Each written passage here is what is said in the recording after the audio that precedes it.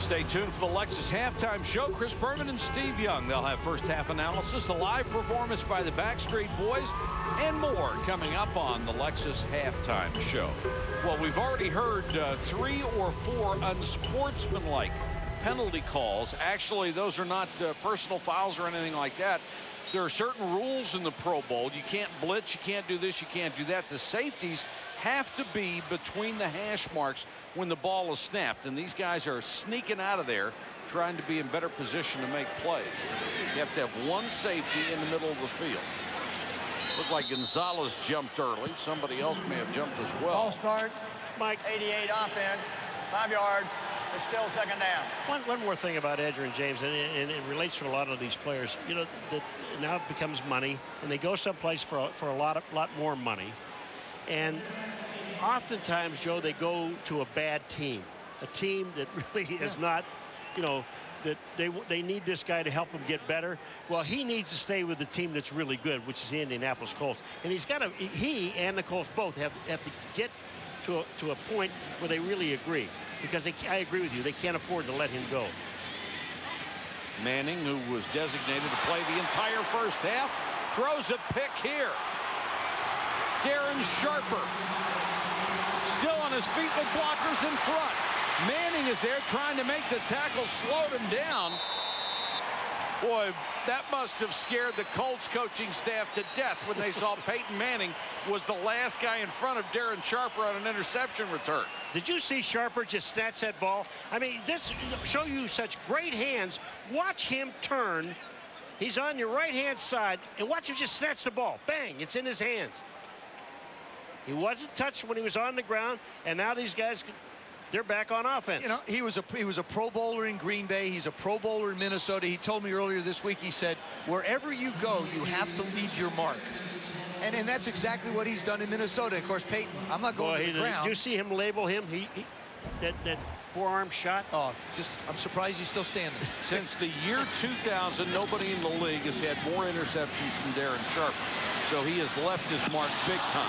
And Moss can't hold that bullet. Peyton Manning wired for sound. Let's listen to the interception.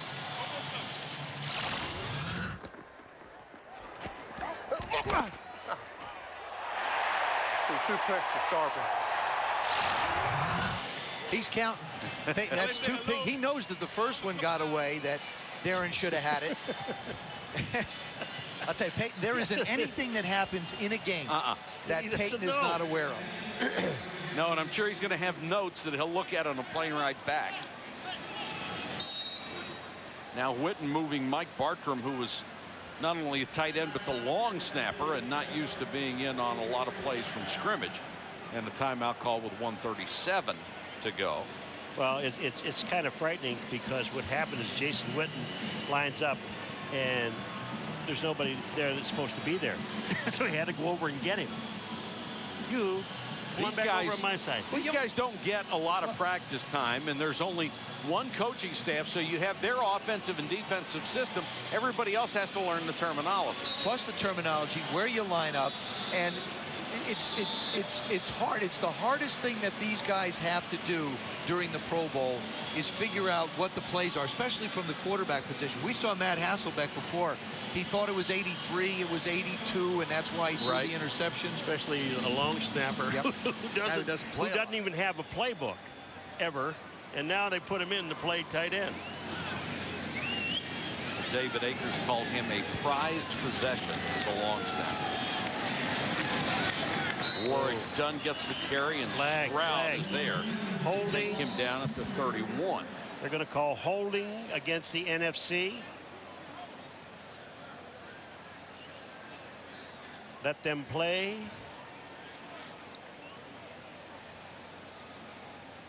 Holding, number 82 offense.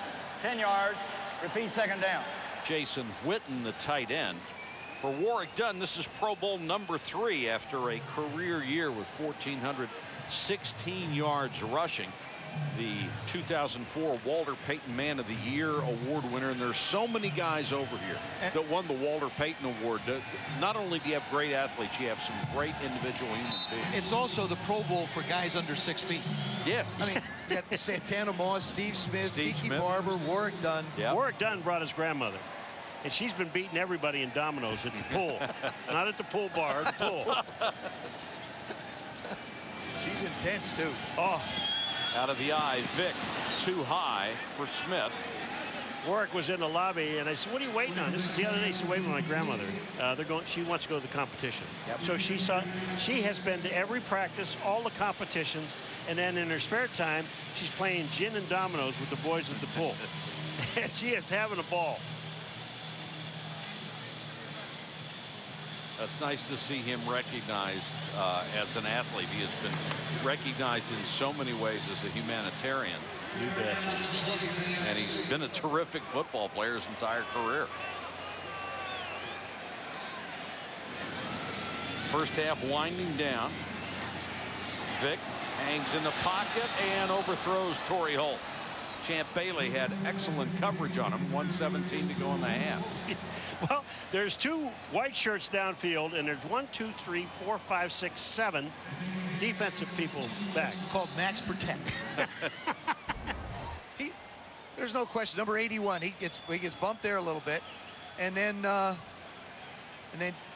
really. Didn't really get hit. Now they're making sure the quarterbacks aren't going to get hit anymore right now. Bidwell to punt to Mathis, as they'll have to give it up with 1:17 to go in the half. Well, if that's the case, they better put a cross on their shirts. At least they're blocking Vanden Bosch now. That one hit a touchdown. This is going to be a touchdown for the Did NFC. that hit Mathis? Yes, it did. Wait a minute. Mathis went back at the ball because it hit him in the leg. Hit him in the back of his leg, and it went into the end zone. Well, the officials didn't catch it then, but Mathis sure turned like it hit him, didn't he? Somebody's going to catch this. Well, Mathis should own up to it. Here it is. Look at this. The ball. See, the ball hit him. The ball hit him in the leg, and this should be an NFC touchdown. Here it comes again. Look at this. The ball, it hits him on, it hits him in the right foot. And you'll see Mathis, number 13, he's in the end zone fighting, but there's no replay here, folks. Bob There's no Sanders challenges. recovered it. You can't challenge it because replay doesn't work for this game. And we can't hear Jerry Austin, so we'll just have to wait and see. They can't give him a touchdown. They can't replay it to see it. Now, it could have been recovered by the AFC, and if it was, that would simply be a touchback. Bob Sanders, the Colts, did get it.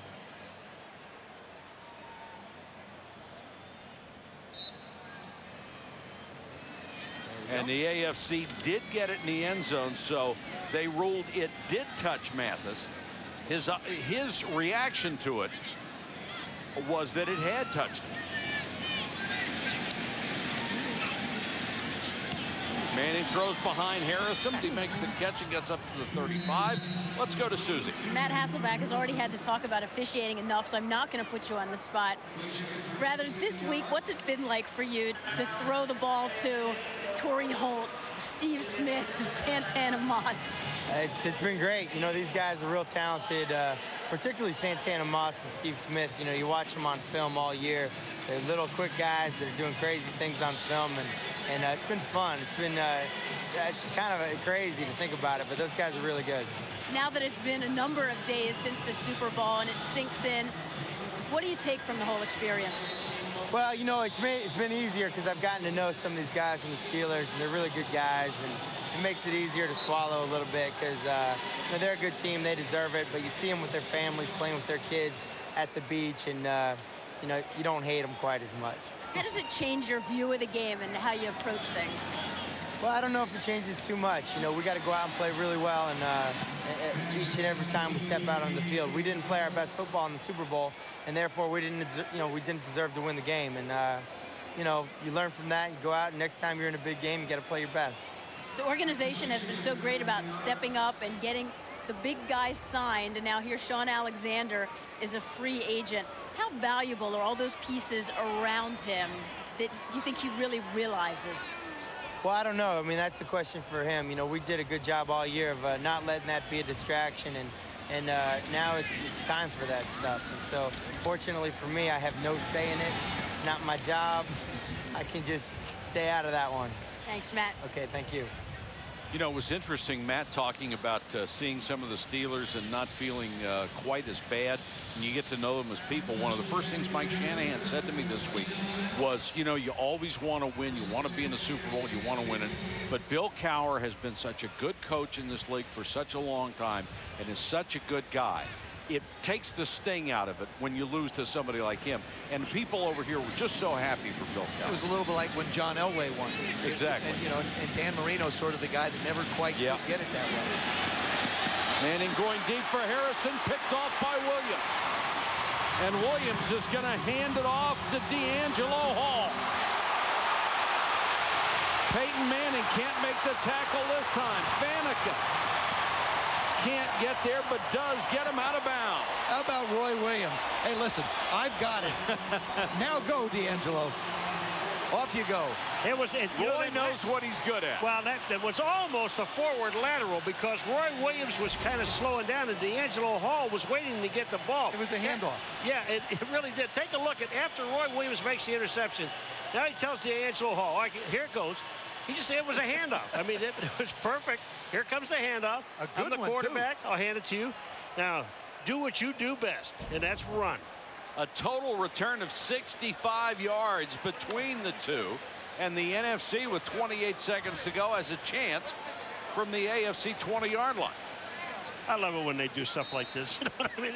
They just, you know, you could see it in regular games, Joe, during the course of the year, and the coaches are going, oh, wait a minute, you know, protect the ball, you do this. But out here, they can just have a ball with it. Right now, Manning and Vick are taking turns throwing turnovers. Smith and around. Oh, boy, is he drilled the 15-yard line. D'Angelo Hall was wired, and here's what he had to say on the return. Hey, roar!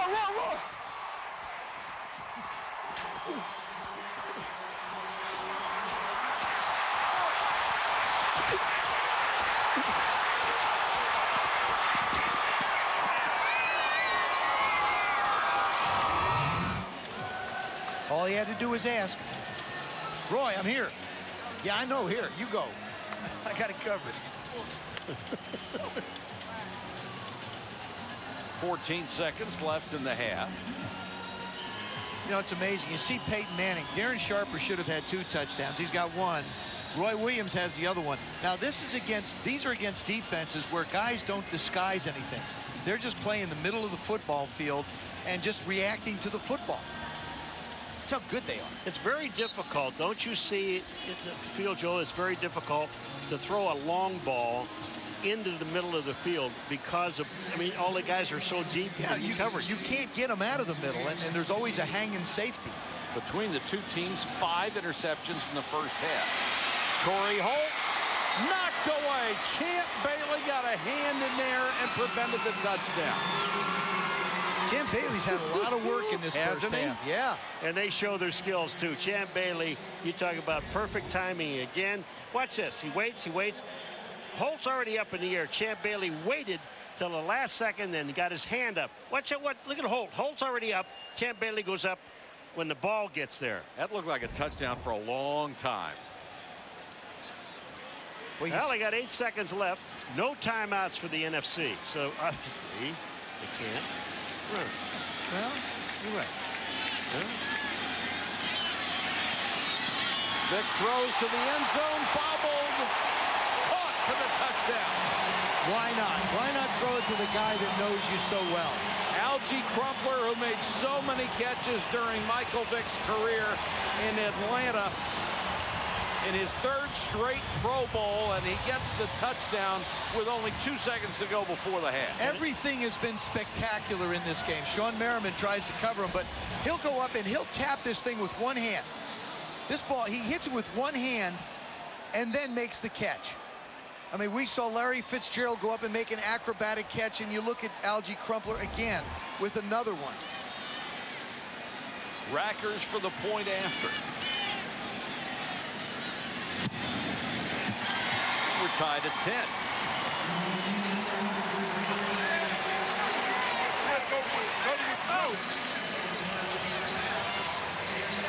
Michael Vick gets the touchdown at the last possible chance, and he's wired for sound. When in doubt, go to your man. Good job, baby. Good job. I did that in the Pro Bowl I played in. Tom Landry was the coach. I kept calling plays to Charlie Brown. He said, we don't have this on our offense. I said, I know, but I got him in mind. And you reach a comfort level. We've seen Peyton Manning try and get the ball to Marvin Harrison a little bit more, because you build up such a familiarity with an individual. Every little move, every little idiosyncrasy, you've got down pat in the routes. And so you find a comfort level.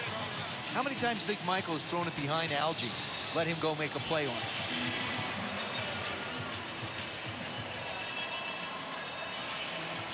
Now only 2 seconds to go in the half. Do you kick this one away or squib it?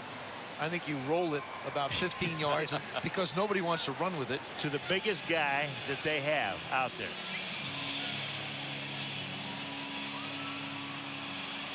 I'd roll that baby right to Jonathan Vilma, number 51. See how good he is. Now Rackers is going to blast it, and this will make the end zone and out of the end zone. So the clock doesn't run because the ball wasn't touched. So we'll have 2 seconds to go from the 20-yard line. Okay, Peyton, you have time to throw one more. I don't think so. Interception. Peyton will probably be finished for the game too. I mean, we're gonna see Steve McNair and Trent Green will be up next in the third quarter.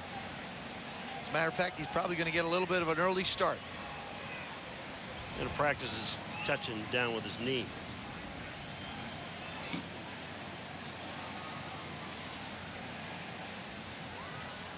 So Trent Green, the all-star quarterback from the Kansas City Chiefs, is on.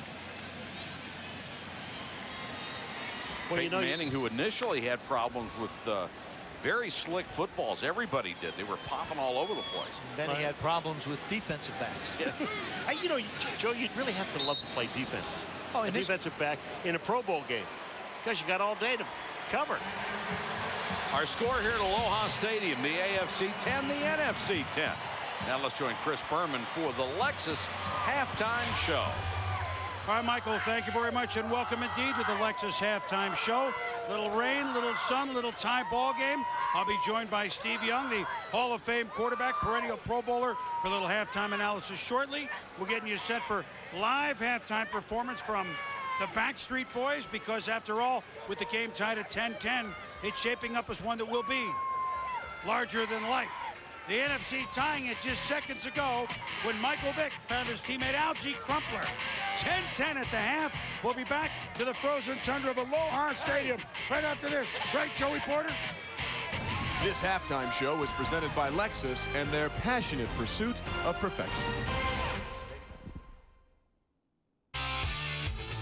It's played with fewer athletes, but no less intensity. It's rugby at its roughest, where game does not come easy. Catch the top national teams from all over the world as they clash in the Los Angeles Rugby Sevens, Monday at the following times on Orbit ESPN. This February, join the greatest movie stars on Cinema City. Here. Try to untangle a clumsy conspiracy in Amos and